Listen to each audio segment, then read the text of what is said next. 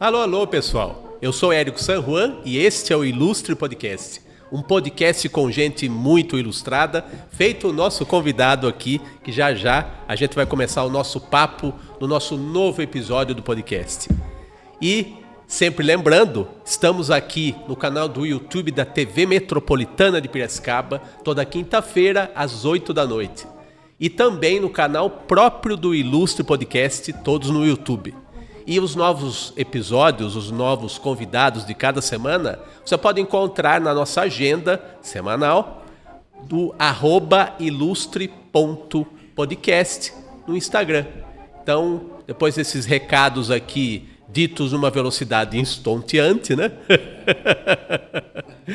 Que o Roberto já vai dizer se está certo ou está errado, mas sem mais delongas, vamos conversar aqui com o Roberto Souza, um jornalista made in Piracicaba. Aplausos para o Roberto. Exatamente. Opa, que maravilha, hein? Aplausos para você, Érico, para o seu muito programa. Obrigado. Maravilha, tenho acompanhado, parabéns, com muita categoria, muito sucesso. Obrigado. Você e o Danilo aqui, realmente uma dupla de dois, como diria o Ronivon. Ronivon costumava falar isso, né? Uma dupla de dois, né? Fantástico. E... a nossa pequena, grande equipe da TV Metropolitana, Roberto. É verdade, é um prazer estar aqui e compartilhar um pouco do que eu vivi e estou vivendo nessa área estonteante da comunicação com os seus ouvintes, né? Muito obrigado, Roberto. E uma coisa que eu estava dizendo fora do ar aqui, né? A gente quase fez um podcast inteiro fora do ar, né? É verdade, só contando os bastidores, né? Bastidores. Exato. E eu estava dizendo para você que eu sou de uma geração, nós dois somos, primeiro que nós somos do século passado, né? Exatamente. O Milor Fernandes no século passado disse que um dia todos seríamos do século passado, né? Exatamente. Não todos, mas estamos aqui dois sobreviventes do século passado. Graças a Deus, né? Graças a Deus. Sobrevivendo e acompanhando o ritmo da transformação absurdo, né? Exatamente. Porque as pessoas falam, nossa, está tudo mudado, né? A internet, o ritmo da internet, as tecnologias, né? A forma das pessoas se comportarem. Mas não há novidade nenhuma ter transformação. A novidade é acontecer tudo isso num curto espaço de tempo. Você vê, por exemplo, nossos pais, nossos avós ficaram a vida toda naquele mesmo ritmo, com aquelas mesmas tecnologias e sem muito salto, sem muita coisa nova. E nós, nos últimos 15, 20 anos, né, e ainda estamos no meio de uma revolução, não é verdade?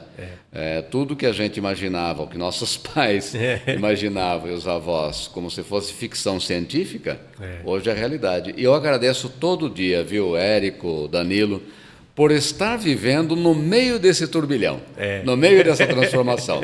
Ter que toda hora estar aprendendo com as mídias sociais, toda hora está aprendendo com as ferramentas do celular, da internet. E eu tenho uma filha de 19 anos, que está fazendo relações internacionais, e que me ajuda nisso, porque eles já nascem no mundo digital, né? Nós somos originários do mundo analógico, e eles já nasceram no mundo digital, têm muita facilidade de entender o que para mim às vezes é uma dureza, né? É porque a gente pega as coisas no meio do caminho, né? A gente antes seguia lá a carruagem que ficava trotando o cavalo lentamente, às vezes emitia uns dejetos no meio do caminho, a gente acompanhava lá numa velocidade regular e não muito cansativa. Hoje a gente tem que ir atrás do metrô a não sei quantos quilômetros por segundo, né? E de alguma maneira tem que se pendurar, se arrastar, sei lá o quê, né? A gente tem que se adaptar a esse passo a jato aí, né? É verdade. Eu tenho viajado muito profissionalmente, né? E vejo que se a gente não se informar sobre o que é possível fazer aqui com essa invenção maravilhosa, né? Você fica na rua, por exemplo, às vezes eu faço reserva de Airbnb, né? De apartamentos em casas, e na maioria das vezes a chave está num código, numa caixinha, num código, e depois o acesso está num QR Code, que você tem que ter a internet funcionando, tem que ter o celular atualizado, né? Então, se você não dominar toda essa tecnologia, você não compra passagem, você não consegue entrar lá no apartamento que você mesmo alugou e você não consegue nem andar no transporte público, porque também não tem ninguém vendendo bilhete, não tem ninguém vendendo passagem, está tudo funcionando de forma digital, né? O que é bom de um lado, mas há sempre os críticos de outro, né? Pois é. O simples ato de você abrir uma fechadura de uma porta já é algo que exige uma expertise tecnológica, né? É verdade. Meu Deus, às vezes dá saudade, viu, Roberto? No tempo que a gente só tinha a chave lá e abria num cliquezinho lá. Por isso que quando minha filha viu a máquina de escrever, né? Eu tenho 3 máquinas antigas lá, né? Ela falou assim, nossa, pai, mas isso aí é legal, porque você escreve e já imprime. Chegou o dia, Roberto, que a gente ia ter um jovem em casa e ia fazer esse tipo de pergunta e a gente ia achar estranho ele perguntar, porque era uma coisa tão normal para nós, né? É verdade. Aí a gente ainda estava no passo dos nossos pais, das mudanças lentas, né? É verdade. Olha, um bom exemplo também dessa evolução é que você entrou no rádio. E eu, um cartunista, veja você, eu estou fazendo um podcast. Isso seria inimaginável 20 anos atrás, né? É verdade. Você teria que estar numa TV, como você esteve no começo. Aliás, você foi bem precoce na área da comunicação, né? Aqui em Piracicaba, mas logo você foi para São Paulo, né? É verdade. Eu fui... Assim que eu me formei na Universidade Metodista, né, fiz jornalismo e me formei. O meu objetivo era São Paulo ou Rio de Janeiro, né? E eu fiz um monte de teste no Rio de Janeiro. O pessoal falava, não, legal, tal, mas não tem vaga. Nossa, o meu sonho era trabalhar na Rádio Globo, coisa que depois eu consegui, né? Olha eu adorava, hoje já não tem mais, né? A Rádio Globo até saiu do ar em São Paulo. Eu adorava aquele noticiário de hora em hora, o Globo no ar. E o ritmo fantástico, né? Isso que época? Ainda nos anos 70? Nos anos 70, 77, 78, né? Ainda essa dicção meio de a moda antiga, assim, a moda antiga dos anos 50, sim, né? Sim, era assim, era a vinheta, né? A vinheta. E o ritmo também de ler o noticiário, né? Esse R no final. Sim, era bem, mesmo no Rio de Janeiro se falava, né? Da forma que eu acho a mais correta, né? Mas aí fui fazer teste em São Paulo também, não tinha vaga, né? Mas aí um ano depois de terminar a universidade eu consegui. Aí foi assim impressionante, né? Eu fui fazendo amizade, então, olha, graças a Deus, eu fiquei até a minha aposentadoria no rádio e na TV em 2009, eu fiquei 42 anos trabalhando sem um dia desempregado. Ah, isso é maravilhoso. Eu comecei na Rádio Capital, que era jornalística, concorria com a Jovem Pan, depois fazia ao mesmo tempo a Band FM, depois fazia ao mesmo tempo a Gazeta, o Jornal da Gazeta, que ninguém ouvia também, porque a TV... Eu falava que a TV rodoviária tinha mais audiência, mas foi lá que eu aprendi a fazer TV, né? Aí depois fui para o SBT, depois fui para a Manchete, depois Voz do Brasil, depois Record, Rádio Record, Rádio Globo, aí que eu fui lá realizar meu sonho na Rádio Globo, né? Fiz estágio também na Deutsche Welle, na Alemanha, fiz um estágio de 6 meses lá na Voz da América, né? Lá em Washington. E uma boa parte, que minha prima morava na Itália, eu fiz também um outro estágio lá na Rádio Vaticano, que ainda hoje tem o serviço em português, né? Então fui aprendendo bastante. E no rádio, sempre no rádio. E eu falo sempre, né? Eu fiquei 42 anos no ar fazendo praticamente 2 coisas. Hoje eu estaria desempregado, fazendo só 2 coisas, ou reportagem ou apresentação. Na Rádio CBN eu fui âncora, 2 vezes entrei e saí. Hoje eu vejo que para você estar no ar é aquilo que você falou. Você precisa, para estar no mercado, ser um multiprofissional.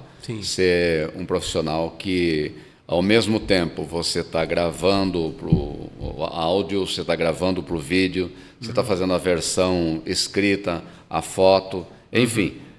É necessário ter o domínio da tecnologia e o domínio e o talento para produzir o seu conteúdo. Então, eu passei por uma fase onde a profissão era bem remunerada naquela época, tanto é que eu consegui, numa época, trabalhar em 4 lugares. Vê se isso é possível hoje. Mas um já é difícil, imagine 4. Eu fazia das 6 às 9 da manhã na Band FM, fazia das 9h30, descia lá para a Avenida 9 de Julho, do Morumbi para 9 de Julho. Fazia Rádio Capital das 9h30 até as 3h30. Das 3h30 eu passava no escritório da Voz do Brasil, na rua 7 de Abril, no centro de São Paulo. Escrevia 3 notícias e gravava um boletim para a Voz do Brasil, esse programa aí que o pessoal fala que é chato, mas está aí no ar, né? Claro. Tá aí no ar. A Voz do Brasil. E com o Guarani e tudo, com né? O Guarani e tudo, até e hoje. à noite, terminava meia-noite fazendo o famoso jornal que ninguém via na TV Gazeta. Então, 4 empregos. Era uma época muito boa. Tanto é que eu consegui comprar meu apartamento por causa desses 4 empregos. Né? Mas isso no seu início, né, Sim, Roberto? No início, na década de 80. E você teve, vamos dizer, eu vou usar um clichê aqui, você me perdoa. Você teve uma ascensão meteórica. Sim, foi muito. Porque você de Piracicaba, você praticamente foi de numa sexta-feira, você saiu daqui de Malicuia. Exatamente, e foi para São Paulo na segunda-feira estrear na Rádio Capital, né? É verdade. Porque num desses testes que eu fiz, e um deles foi na Rádio Capital, né? Também falaram assim, eu toquei, ficou legal. Eu entrevistei um cara que, se você for procurar, e você que está acompanhando, na internet, você digitar lá Alexandre Kadunk com K, você vai ver que foi um cara extraordinário. Um jornalista que cobriu a guerra do Vietnã, inventou o jornal Titulares da Notícia, da Rádio Bandeirantes, e ele era o diretor da Rádio Capital. E eu fui fazer uma entrevista com ele como teste. Aí acabou. Com o diretor da rádio. Com o diretor da rádio, imagine. Olha que teste, esse teste é para... Que irresponsabilidade de quem me colocou lá na frente da fera, né?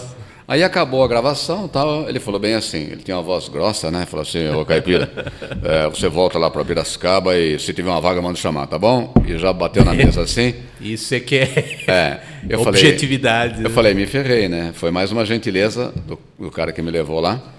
Mas aí um dia, por isso que aí chega sexta-feira, um dia eu acabei de fazer um dos programas que eu fazia na Rádio Difusora, aqui em Piracicaba, e aí não tinha celular, a telefonista veio correndo, Roberto, não, era J, aqui o meu nome era J. Roberto.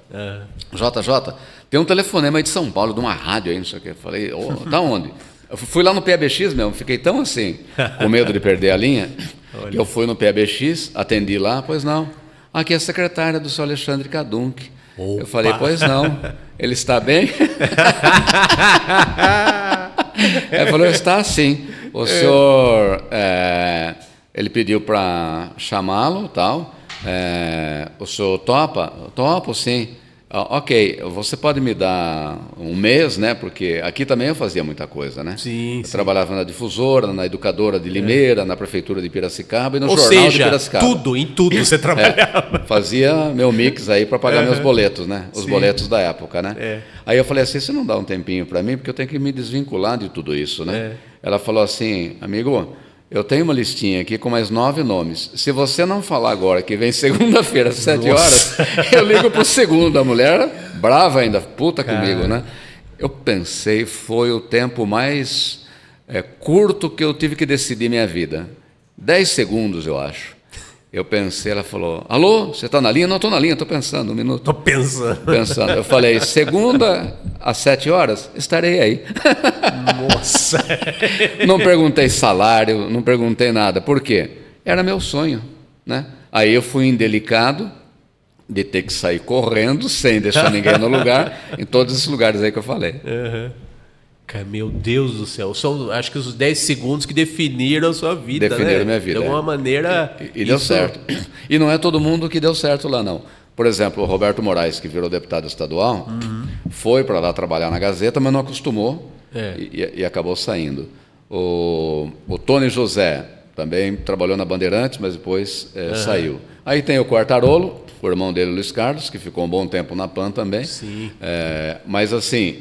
Lá para trás, um que foi e ficou foi o do esporte lá, o Léo Batista. Léo Batista. Mas depois do Léo Batista, ficou um tempão sem ninguém de Piracicaba estar lá em São Paulo, né?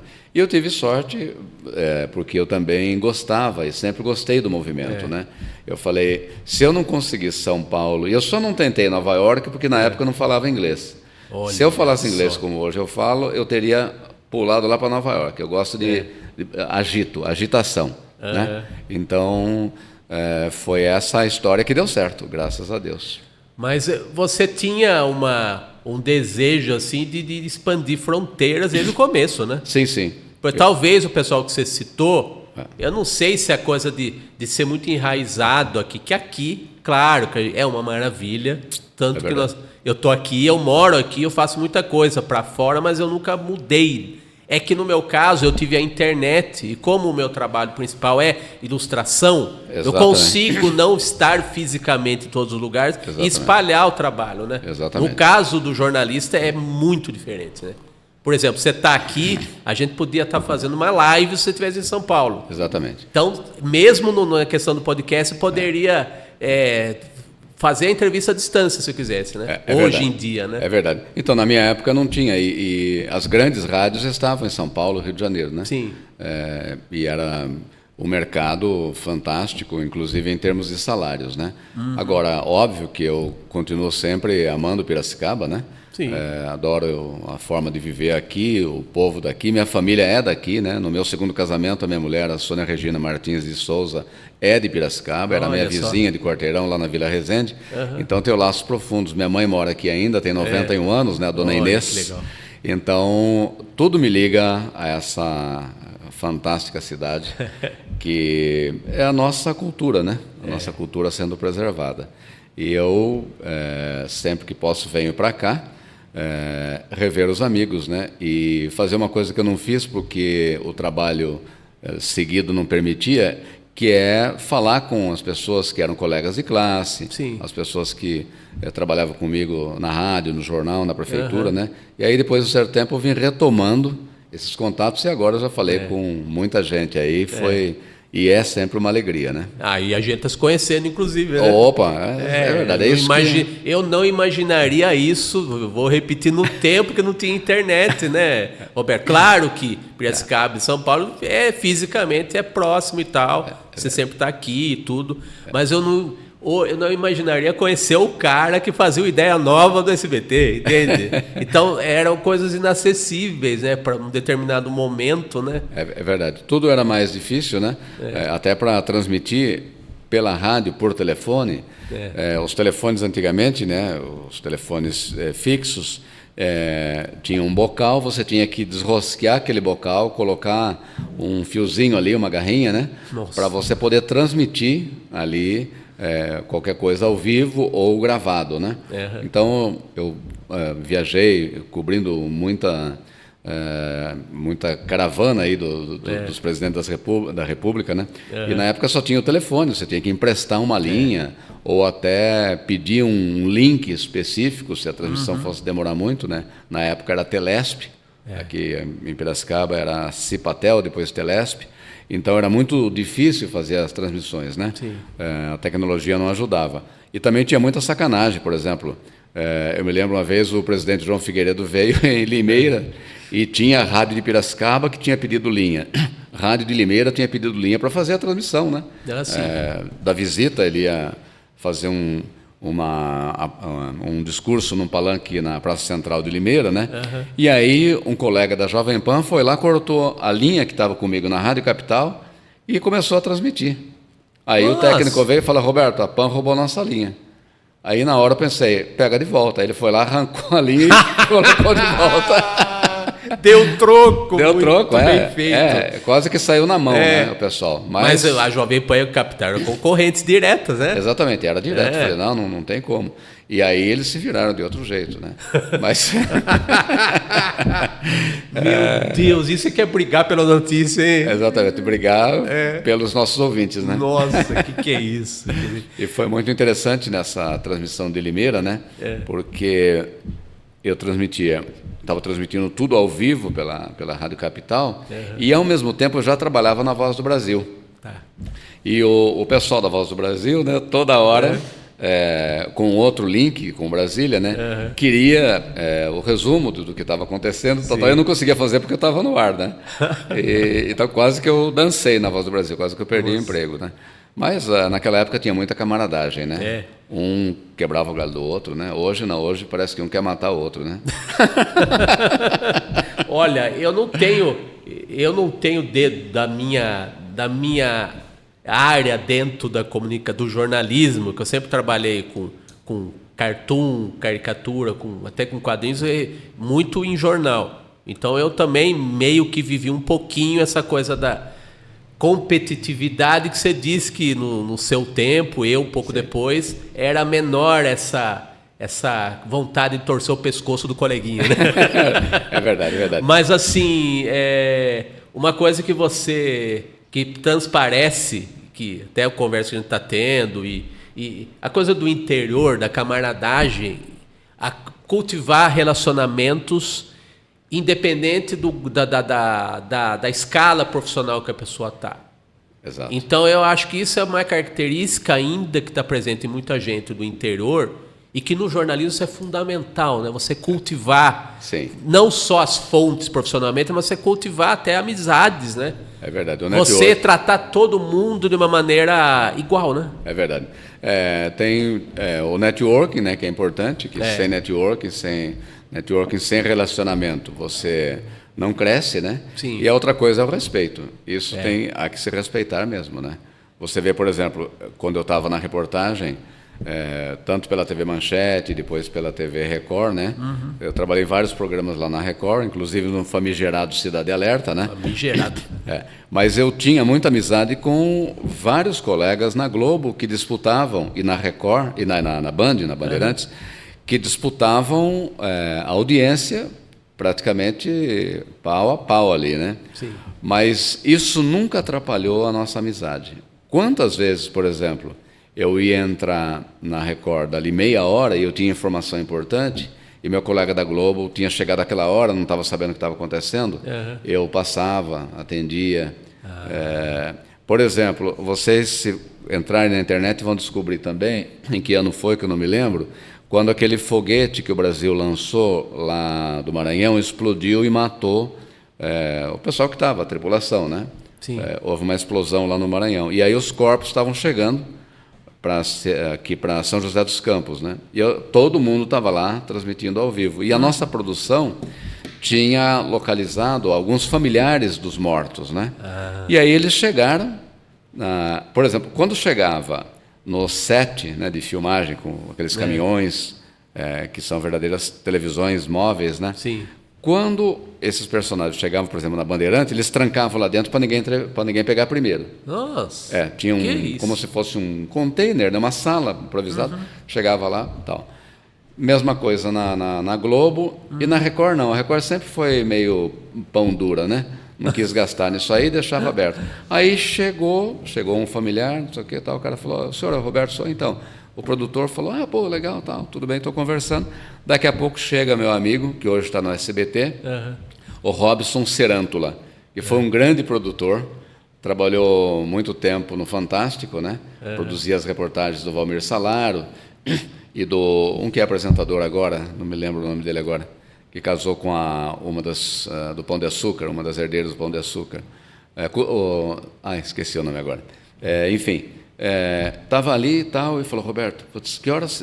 eu falei, é parente e tal, né? Você vai entrar agora? Eu falei, não, vou entrar daqui meia hora. Aí ele falou assim, puxa vida, eu tenho que gravar isso aí para editar para o Jornal Nacional. Você não quer ceder? Eu falei, olha, tudo bem, você pode levar, mas não fala que foi eu, tal. Conclusão, né? Dali meia hora eu entrei com as famílias falando, tal, entrei no ar pela Record, e aí a mesma família no Jornal Nacional. O que aconteceu, meu chefe na hora ligou pelo celular, Roberto, o que aconteceu? Eu falei, não sei, não sabendo nada não. Mas você tem exclusividade com a família? Não. Eu falei, então não sei o que aconteceu. Até hoje ele não sabe, ficou sabendo agora. Mas eu já estou aposentado da Record. Dá para falar essas coisas, né, Roberto? Não preciso da Record e pronto. Já apertei a tecla F. Que bom. Mas já houve alguma situação que alguém foi traíra com você nesse sentido, nesse tipo de situação assim? Nessa não, mas um cara na Rádio Capital, que chegou um momento lá na Capital, eu estava já há 4 anos, e aí a minha chefia, Alexandre Cadunque, né? Que falava assim, ô caipira. Eu falava, caipira, ó. A vida inteira caipira. E aí ele falou assim, ô Caipira, eu preciso de um chefe de reportagem. Falei, sim, e o que tem a ver com isso? Então, eu queria que você fosse. Falei, de maneira nenhuma, eu não quero ficar sentado não, meu negócio é rua. Putz, não sei o que, tal. Você pode indicar alguém? Eu falei, eu vou indicar o Ednei Pepino, que era um repórter que eu tinha levado para lá, da Gazeta. Mas o nome dele era esse mesmo? Ednei Pepino, sobrenome. E acabou se revelando um pepino na prática, né? Aí, na prática ele confirmou sobrenome. Exatamente. Aí ele estava insatisfeito lá na Gazeta. A Gazeta era legal porque é a Fundação Casper Libero e pagava bem, né?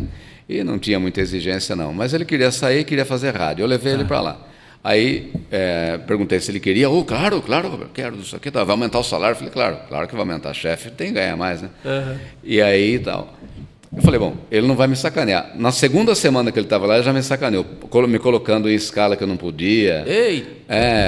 Mudando, porque lá tinha um rodízio de viagem, né? Então, pegava os 10 repórteres e as viagens internacionais iam caindo e ia pela sequência. Até que eu viajei. Tive a sorte, quando eu cheguei, no mês seguinte eu fui para a Alemanha.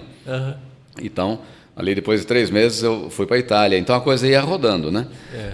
E aí ele acabou com isso e me ferrou, porque eu ia pegar as boas viagens para os Estados Unidos, né? Que eu sempre gostei. E me ferrou de verde e amarelo, né? Falei, olha aí, que trairagem, né? Nossa. Ele está vivo? Está vivo, mas não está no meio, não. Não conseguiu resistir. Deve estar... Ele gostava muito de tocar violão, né? E tinha um barzinho, montou um barzinho lá em Paraty, né? No litoral sul fluminense, deve estar por lá, bebendo cachaça e tocando violão. Que reviravolta. Agora entendi porque você está falando dele com essa tranquilidade toda, né? Ele está bem longe do ofício. Está bem longe, exatamente. Longe mesmo, né? Longe, literalmente. É verdade. Mas trairagens sempre aconteceram, né? Agora, ao contrário, teve muita camaradagem que hoje seria impossível. Vou contar uma história aqui que é totalmente... como posso dizer, ante tudo, né? Não recomendo para ninguém. Olha. Mas estava eu num plantão de fim de semana de sábado na TV Manchete, que a sede era ali na Casa Verde, né? Na ponta da Casa Verde. Rua Professora Ida Coube. Ida Coube, exatamente, você tem boa memória. E aí tinha umas 2 pessoas na redação, tal. E o meu chefe de reportagem, coitado, ele bebia cachaça. Já faleceu, inclusive, por causa da cachaça, da Mardita. Meu Deus do céu. Ele deixava a garrafa escondida assim, e uns copinhos de café, sabe esses plásticos? Assim estava sempre, quem via pensava que era água, mas ele bebia. Aí eu cheguei lá num sábado, às 8 horas da manhã, ele já estava meio bêbado, não sei o que e tal. E ele queria que eu fosse viajar. Eu não podia viajar porque à tarde eu tinha plantão na rádio CBN. E aí eu falei para ele, olha, quase que eu falo o nome dele. Eu falei, olha, você precisa quebrar meu galho, amigo. E tinha camaradagem, né? Não me manda viajar, agora vai me atrapalhar, não sei o que. Tá. E ele, não sei que estava sem paciência, ele falou assim, vai não tô nem se lascar. Vai se lascar, não sei o que, tal. E eu, não sei o que, tal. Aí ele pegou... E eu comecei a me aproximar dele e começou a me empurrar. Aí eu dei-lhe uma porrada e os 2 rolaram no chão. Por isso que cena linda para começar o dia, que cena linda. Não, 2 pessoas adultas, jornalistas rolando, não sei o quê. Ai, cara. Aí tinha o subchefe, que era esse cara que depois foi para a Globo, o Robson Serantoli, que agora está no SBT, é produtor do Cabrini. Mesmo. Esqueci de falar do Cabrini, o Cabrini que foi outro sucesso, né? Sim. O Cabrini, sim. Aliás, ele fez muito sucesso. Ele fez sucesso.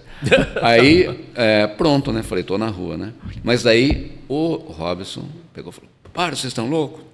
Roberto, vai embora que eu vou chamar outro repórter, não tem condição. E falou para ele, e você vai embora também, eu assumo a chefia, não sei o quê. Eu falei, pronto, né? Porque não tinha celular fácil assim na época, né? Para ligar e saber o que aconteceu. Eu falei, pronto, tá, os 2 estão na rua, né? Aí eu fui, né? Fiz meu plantão. Na segunda-feira, cheguei lá, tudo tranquilo, como se não tivesse nada acontecido. Nem aqueles 2 ou 3 que estavam na redação levaram aquilo para frente, nem o subchefe, o Robson, levou para frente, nem o próprio que levou porrada também, eu levei, mas ele levou também. Ninguém levou para frente. Mas você vê que outros tempos, né? Hoje... E ninguém foi demitido, né? Não foi. E não tinha câmera na redação, olha que interessante. Isso faz muita diferença. Hoje tem câmera em todo lugar, né? Mas são histórias que foram acontecendo, né? E você sabe, eu falei do Cabrini. Sim. Logo no começo da carreira, o Cabrini foi um pouquinho antes, né? E nós foi mais ou menos na mesma época que vocês foram para São Paulo, exato. Né? Mas eu aluguei um apartamento lá, e eu não sei o que aconteceu com ele, se ele estava esperando não sei o que e tal. Aí eu convidei ele, morou junto, a gente dividia lá, só que a gente nunca se via, né? Porque eu o dia todo fora. Esses horários malucos do vocês aí, né? Ele também, viajando, porque ele fazia esportes na Globo, né? Sim. E então foi interessante. Até as pessoas que iam lá falavam assim, nossa, mas isso aqui é um apartamento, é uma casa? Porque não tinha geladeira, não tinha fogão. Porque eu não sei cozinhar, não gosto de cozinhar, não queria ter dor de cabeça, ele também não. Então a casa tinha cama, uma mesa, que não servia para nada, e só. Não precisava demais, na verdade, né? Eu não ficava em casa. É verdade. Quando você entrevistá-lo, pergunte disso. Fala, você morou com o Roberto Souza, como é que foi lá? Era legal. A casa que não era habitada por seres humanos. Não, era tudo ET. Rua Antônio Carlos, esquina com a Rua Augusta. Olha. Era o nosso AP lá. O AP fantasma. O AP fantasma, é verdade. Ô Roberto, a gente nota que você teve a escola do rádio, né? Sim. Tem muita... Acho que até eu vi o Newton Travesso, né? Diretor famosíssimo de TV, né? Histórico da TV, que... uma entrevista do César Filho, ele disse que ao contratar o César Filho, ele contratou porque julgava que o pessoal que vinha do rádio faria bem TV, né? Exato. Isso evidentemente ajudou muito quando você foi lá apresentar o jornal na Gazeta lá em primeiro lugar, né? Sim, é verdade. E sempre foram desafios, né? Por exemplo, seria muito mais fácil eu que fazia reportagem no rádio, fazer reportagem na TV. Mas não apareceu essa vaga. Apareceu a vaga de apresentador na Gazeta porque o Rafael Moreno, que era o apresentador, foi para a Band. Tá. E a diretora não tinha quem colocar, perguntou para o Tony José se ele indicava, o Tony José me indicou, eu fui lá, nunca tinha apresentado nada de televisão. E fui aprendendo na raça. Mas ninguém te orientava? O que eu percebo é que vocês, dessa geração, assim, pelo menos até essa geração, vocês tinham que tudo era para valer, né? Tudo era para valer. Não tinha um aprendizado prévio, na experiência diária que você aprendia, né? Exatamente. Não tinha essa preocupação, olha, você vai fazer um treinamento, você vai acompanhar fulano, não tinha. Jogava você na fogueira e você que se virasse, né? Não tinha teleprompter, né? Isso eu ia perguntar, porque... não tinha... O pessoal sabe o que é teleprompter ou não? Bom, você pode explicar que é algo que facilita... Eu só te digo uma coisa, é algo que facilita muito a vida do apresentador. É verdade. Então você que está nos acompanhando aí, está dando prazer da companhia, né? O teleprompter surgiu ali em 1980 e pouco, tal.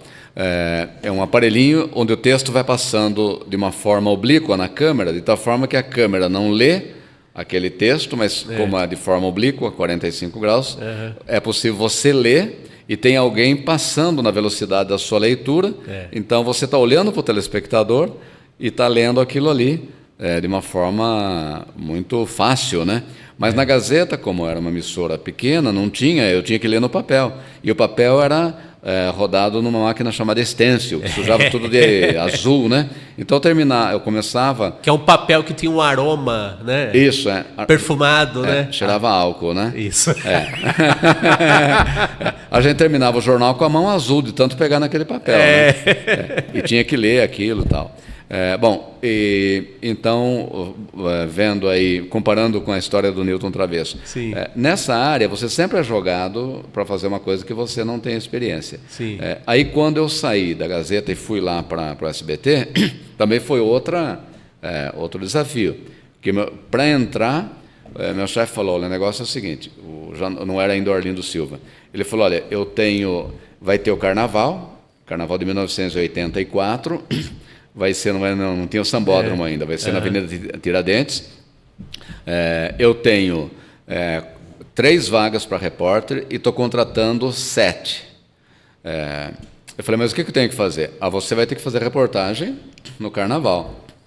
Aí eu pensei, eu não entendo porra nenhuma de carnaval, nem gosto muito de carnaval. Mas eu pensei, eu falei, não, minha chance de entrar no SBT. Sim. Eu falei, legal. Eu falei, eu vou sim. Daí, o que eu fiz? Eu fui lá na Associação das Escolas de Samba, peguei tudo de escola de samba, estudei durante 3 semanas. Eu ficava que nem louco estudando o tema, o samba enredo, não sei o que e tal. E fui. Aí, primeiro dia, beleza, né? Quem comandava era um maluco lá, chamado Plínio Marcos. Plínio Marcos comandando a transmissão da SBT, vê se pode. O dramaturgo? O dramaturgo, é. Ele? Mas pode ver aí, Carnaval de 1984. Mas como isso? Que absurdo. Do estúdio passavam para ele e tal, né? Ia entrando. Aí, primeiro dia, no segundo dia, o homem sumiu da cabine. Eu levei a minha cunhada na época. Minha cunhada era jornalista lá. Tá. Tinha acabado de sair da Cultura. Eu falei lá pro chefe, posso levar minha cunhada? Pode. Você vai disputar com ela? Eu falei, não, tudo bem, vai estar em casa. Bom, aí o Plínio Marcos sumiu. Aí eu ouço aqui no fone de ouvido, lá da central, Roberto, assuma o comando, assuma o comando. Eu falei, ferrou, né? Porque eu estava preparado para fazer reportagem, não para controlar. Porque o Plínio Marcos sabia tudo de carnaval. O Plínio Marcos ele não sabia comandar a transmissão, mas vinha lá do estúdio já, né? Sim. Ele só falava da cabine. Ele sumiu, vai lá. E não tinha roteiro, não tinha nada. Eu só tinha o nome dos repórteres para chamar. Aí eu comecei a rodar os repórteres. Falei, e agora Margarida Knast, agora era Renata Varucelli, todo mundo lá e tal. Aí eu pensava, que louco. Daqui a pouco eu olho assim, na escola de samba Vila Maria, quem está desfilando? O Plínio Marcos. Ele só deu uma saidinha. Filho da puta, isso aí nem avisou. Daí tiraram ele da transmissão. Aí eu fiquei transmitindo o tempo todo, né? Daí imagine, tinha 3 vagas, eu fiquei com uma. Nossa. A minha cunhada ficou com a outra, a minha ex-cunhada, e aí pegaram um outro rapaz lá, bom, e foi assim que a gente foi aprendendo, né? Aí quando eu fui chamado para fazer o jornal lá no SBT, o Noticentro, o Cidade 4, depois o Ideia Nova, aí era água com açúcar, por quê? Já tinha o teleprompter. Que e bom. Tinha 4 apresentadores na bancada. Você não vê hoje um jornal de rede com 4 locutores, apresentadores. No máximo 2, né? No máximo 2. A média é 2, né? Sim. Mas era 4. E aí o texto já era dividido antes, né? Então eu treinava bem antes, por exemplo, tinha alguma pronúncia que eu não tinha certeza, dava tempo de ligar para alguém e perguntar, né? Perguntar para os mais experientes, né? E naquela época o SBT concentrava tudo na Vila Guilherme, né? Porque hoje lá, tanto a nova sede do SBT como as outras emissoras, os departamentos são muito divididos. Por exemplo, na Record eu ficava anos sem ver Raul Gil, sem ver a Eliana, sem ver os apresentadores, porque é tudo dividido, as entradas são diferentes, enfim. Mas no SBT lá, você cruzava com a Hebe Camargo nos corredores, você cruzava com o Silvio Santos nos corredores, você cruzava com todos os artistas. Com o Bozo. O Bozo eram 3. Com 3. Os Bozos. 3 personagens. Então era muito legal, né? Pena que não tinha um celular para você fazer foto, né? E aí a gente não andava com máquina fotográfica. Mas foi uma experiência muito bacana. E lá foi a empresa assim, que eu tenho uma gratidão muito grande, sabe? Eu fiquei no SBT 5 anos, eu entrei de repórter 1, fui até repórter especial, repórter 2, repórter 3, 4, repórter especial. Aí, cada vez que subia um número, aumentava 20% o salário. Isso é bom. Aí, olha que interessante, daí fui chamado para fazer o jornal. Aumentou 40%, porque está na lei, né? Se você tem a dupla função, aumenta 40%. Quando foi o Ideia Nova, eu falei, caçamba, eu vou trabalhar de graça nesse programa. Não, o RH me chamou, Roberto, você vai ter 40%. Eu falei, mas não é apresentação, não. Isso aí é um programa de entrevista. Você ganha como repórter, ganha como apresentador do jornal, Noticentro, e vai ganhar como programa de entrevista. Então, foi ótimo. Nunca atrasaram o salário, nunca deram o chapéu em mim. Então, eu só tenho gratidão para o seu Silvio, meu patrão. Seu Silvio. Então, ele não é só o apresentador querido, ele é um empresário brilhante, né? Ele é um dos que mais paga impostos, né? E ele tem um medo danado de fiscalização também. Ele se borra todo. Quando a fiscalização ia lá, nossa, ele tinha taquicardia. Mas ele é um cara honesto, gente boa. Ah, que bom. Bom saber disso, que a boa fama do SBT, cada vez a gente vai encontrando pessoas que trabalharam no SBT que confirmam isso, né? É verdade. Ao contrário, na TV Manchete, que era uma TV de primeira classe, equipamento melhor que o da Globo, né? Câmeras Ikegami que vieram do Japão e tal. Mas enquanto estava o dono, o seu Adolfo Bloch, tudo era tranquilo, né? Pagava direitinho. Tá. Quando ele morreu, que assumiu um sobrinho dele, o canalha não pagava ninguém. Então faliu a Manchete por causa desse sobrinho.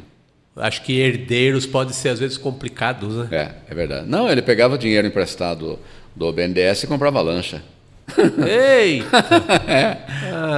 A TV para o uso próprio, né? Esse Lava Jato, Mensalão, Petrolão, isso naquela época para eles era fichinha. Eles faziam isso brincando com o dinheiro público, né? Nossa. Emprestava para comprar equipamento, viatura tal, e usava de forma privada, né? E criminosa, né? Mas está tudo isso no processo deles lá, né? Até hoje tem gente que não recebeu o salário, né?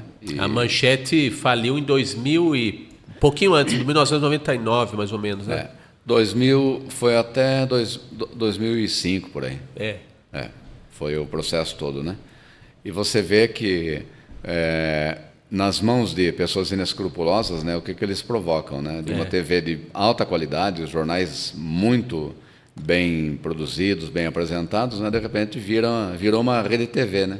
Que tá aí, né? Não precisa falar nada. Não, não precisa falar. Ela fala por si, Roberto. Isso não tem. A gente não precisa abrir a boca, né? Não, e o pessoal que tá lá também reclama, né? Que atrasa o salário e tal. Nossa Senhora. Inferno. Agora imagina chegar no fim do mês e não receber sua grana para pagar seus boletos, né? Não é fácil, não. Meu Deus do céu. Eu tive sorte que só enfrentei esse problema na Manchete. O restante, a Globo sempre pagou bem, o sistema Globo de rádio, né? E não teve problema nenhum, nem nas outras também. Mas quem sofre isso, né, sabe na pele como é difícil, né? Você não receber pelo que você merece e tem direito, né? E se é uma área que se trabalha muito e é pouco muito que eu estou falando, né? É verdade. Não, e lá mesmo na Manchete, quantas vezes eu estava vindo para Piracicaba, tocava o bip, né? Precisa explicar o que é bip também. Tocava o bip no carro, eu parava no orelhão, andava sempre com um monte de fichinha, parava no orelhão, ligava. E aí? Olha, volta para São Paulo. Por quê? Porque o repórter do plantão não veio, tal. Quantas vezes eu dava o carro para minha mulher, né? Vim para Piracicaba e eu voltava, pegava um cometa, um ônibus cometa. O velho bom cometa. E voltava para São Paulo. Então não é fácil, né? Eu me lembro, uma dessas aí foi na morte do João do Pulo. Ele foi lá para ser sepultado em Cachoeira Paulista, São José, aquelas cidadezinhas ali do Vale do Paraíba, né? E justamente eu estava quase chegando em Piracicaba. Aí eu peguei a Piracicabana e voltei, eu fiquei trabalhando sexta, sábado e domingo. Só na transmissão e comida, chegava de marmitex, você não dorme quase, né? Porque aí a programação segue de madrugada e tal. Então a gente dá o sangue, porque está no nosso sangue, né? Nós não somos funcionários de banco, né? O banco não funciona à noite, né? É verdade. Aí mesmo que a gente esteja em casa, a cabeça não para também, não para, né? Nossa, quantas vezes eu estava de férias. Eu estava de férias. Uma vez eu estava de férias em Atenas, na Grécia. E aí eu estou no saguão do hotel, eu vejo lá o pessoal com a camisa da seleção. E eu que não entendo nada de esporte, né?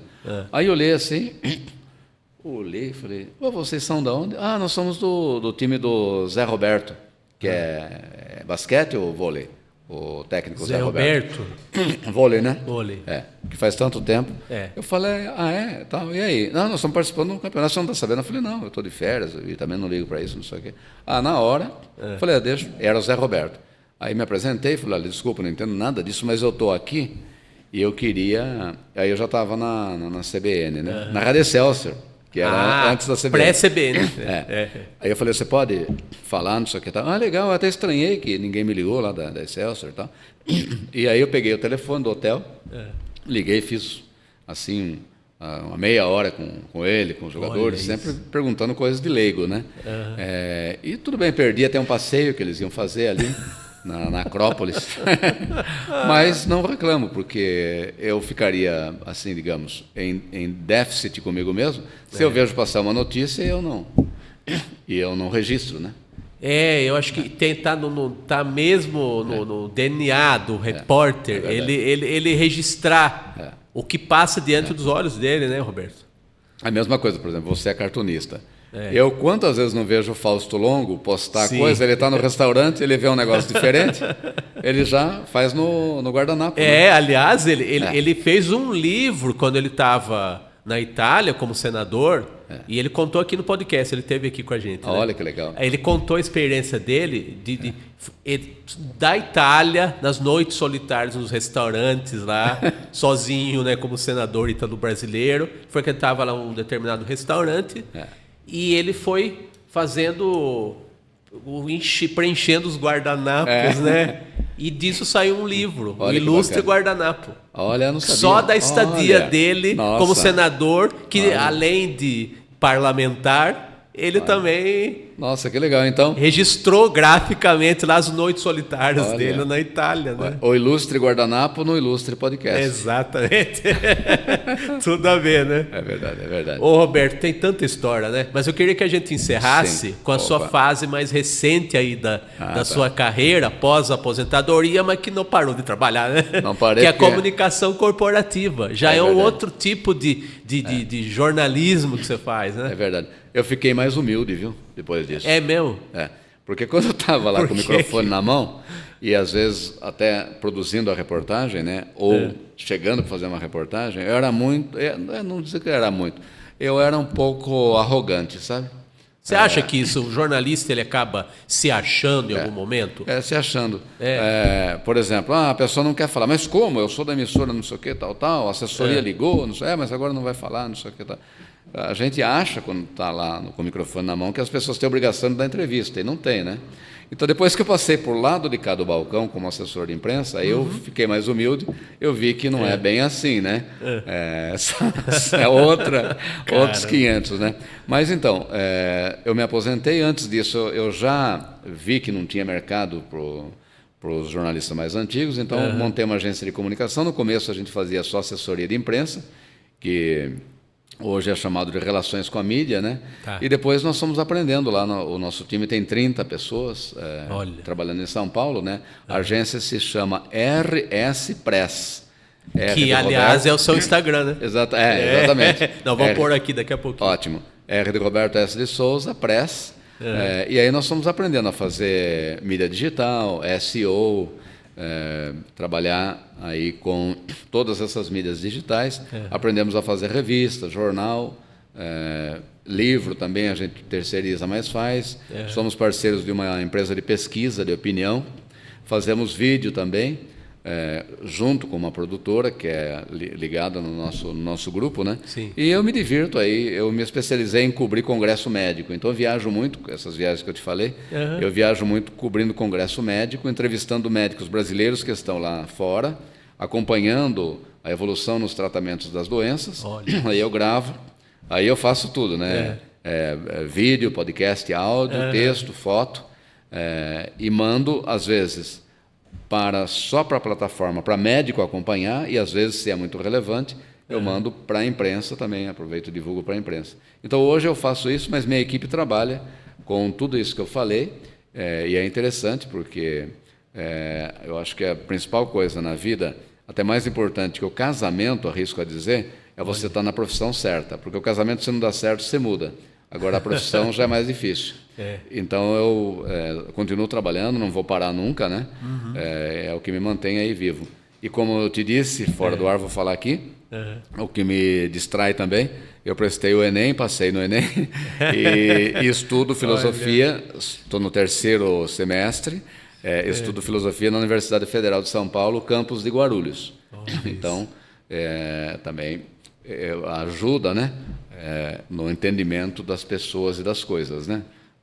Os filósofos realmente foram e são pessoas extraordinárias, né? Tanto os antigos, os gregos, como os do século XVIII, principalmente, né? Os franceses, os alemães, e agora os que estão aí também fazendo filosofia no rádio, né?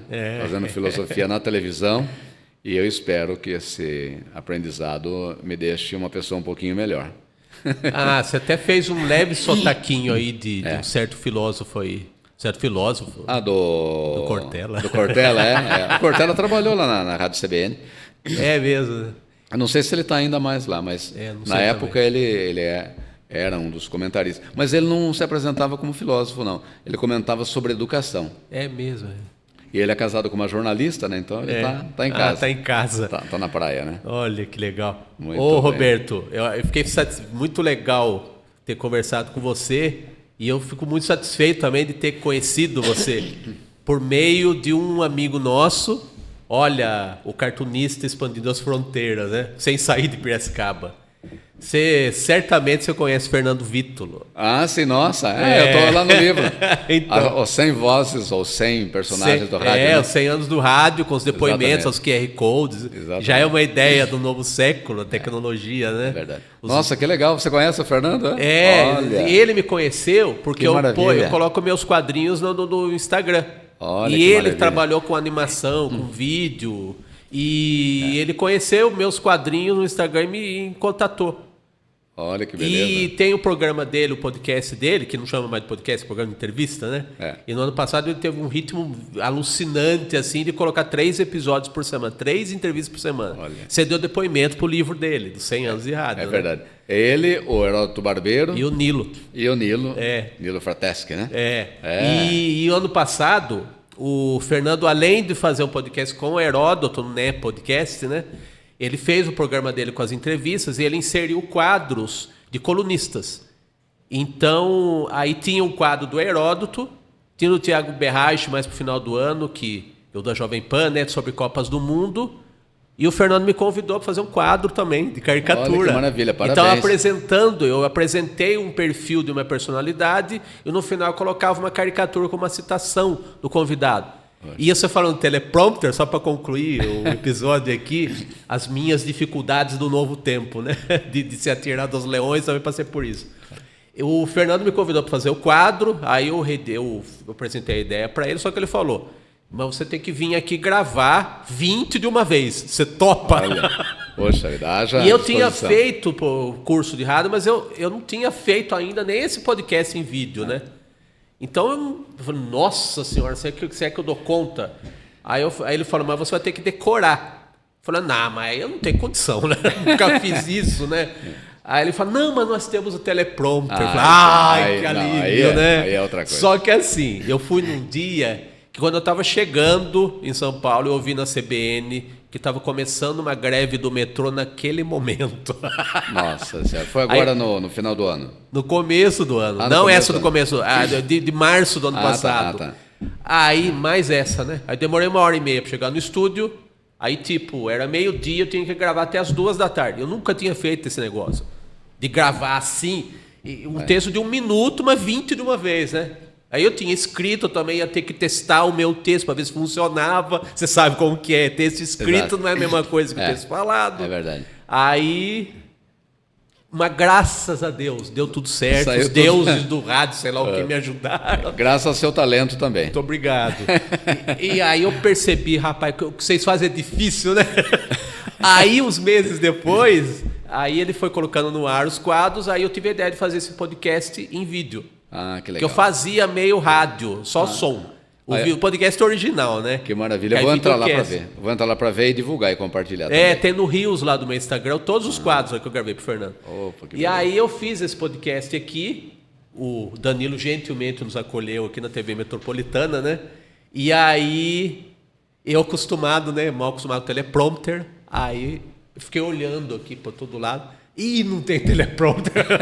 Eu vou ter que ser atirado aos leões de novo, né? Mas hoje está bem assim, mas não se compara ao que você passou, né? É verdade. Hoje está bem aceito, né, o improviso. O teleprompter eu acho que funciona mais para o telejornal e também para coisas que têm um tempo definido, né? Sim. Ou para gravar, digamos, uma narração. Naquele caso lá era 1 minuto o limite do quadro lá que fazia, né? O podcast dá mais velocidade, né? Mas eu gosto muito do improviso, né? Gosto sempre. Porque as pessoas gostam também, né? De acompanhar, ver você... Hoje em dia a espontaneidade está muito bem aceita, né, Roberto? Ver você tropeçar, né? Eu li aqui, o pessoal gosta de ver o circo pegar fogo, essa é verdade. É verdade. Tem um apresentador, que já não está mais no ar, né? O Larry King, ele era de rádio, né? Depois ele foi para a TV, para a CNN, né? E ele conta, ele falou, olha, é maravilhoso fazer improviso no rádio e na TV. O povo gosta, a audiência sobe e a gente é natural, né? Ele conta que ele estava apresentando um jornal no rádio e, de repente, alguém foi acender um cigarro, na época que podia fumar no estúdio, né? E pegou fogo ou colocou de sacanagem no texto, né? No papel. E o papel caiu, né? Caiu no chão e tal.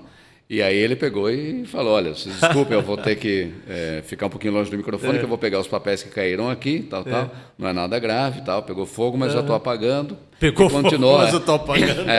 E foi contando a história, tal. Ele falou a audiência, que lá media, né, não é como no Brasil, que hoje para medir a audiência do rádio é uma epopeia, né.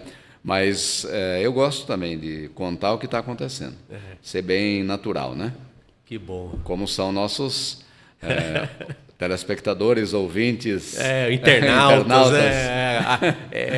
Todo mundo agora também é 1000 categorias, como ouvinte, o consumidor da informação. É verdade. Muito bem. É isso. Mas foi um prazer estar aqui, eu cumprimento você, parabéns. Obrigado, Roberto. Érico San Juan. Isso, não é nome artístico que eu nasci com ele. Opa, você é de descendência espanhola? Eu sou. Opa, maravilha. Queria ser Dom Juan, mas não dá mais. Sempre é possível. E o Danilo também, que é o homem de 1000 instrumentos, né? Tá tem aqui, que ser, né? Está lá na rádio, né? Pode falar aqui o nome da rádio, não pode? Lá na Rádio Educadora, né? Apresentando lá os comentaristas da Educadora com muita competência, tudo no improviso, né? Tudo no improviso. Logo mais na FM também, né? Vai ser muito, muito bom. E é interessante porque cada vez que a gente conta uma história, né, a gente revive aquilo, revive aquela emoção, né? E também possibilita que as pessoas conheçam um pouquinho mais da história de um piracicabano, de um caipiracicabano, isso aí. Como diz o Cecílias Neto, que saiu de Piracicaba, mas Piracicaba nunca saiu de mim. É isso aí. Ô Danilo, o Danilo está quase expulsando a gente. Tem uma coisa chamada tempo aqui que ele está. Sim. Vamos para a maneira de encontrar o Roberto no mundo virtual, @RobertoRSPress, que é o nome da agência do Roberto. E já deixo o Instagram dele com o nosso agradecimento. Obrigado, viu, Roberto? Maravilha. E tem também o @Roberto Souza também. Ótimo. Se quiser, pode variar. Um abraço, sucesso para você e continuo sendo seu internauta. Muito bem, muito obrigado, Roberto. Obrigado, galera. É isso aí, pessoal. Mais uma entrevista legal aqui com uma pessoa ilustre, um conterrâneo aqui, caipiracicabano, como ele falou. Nosso querido Roberto Souza. E o nosso recado final, né, que é o recado que a gente sempre começa, o podcast. Estamos toda quinta-feira com um episódio inédito às 8 da noite no canal da TV Metropolitana de Piracicaba no YouTube e no canal próprio do Ilustre Podcast. E os episódios inéditos, os convidados novos de cada semana, vocês podem conferir no @ilustre.podcast no Instagram. É isso aí, pessoal. A gente te aguarda, você ilustre espectador, internauta, na próxima semana no nosso Ilustre Podcast. Conto com a sua presença. Um abraço, tchau, tchau.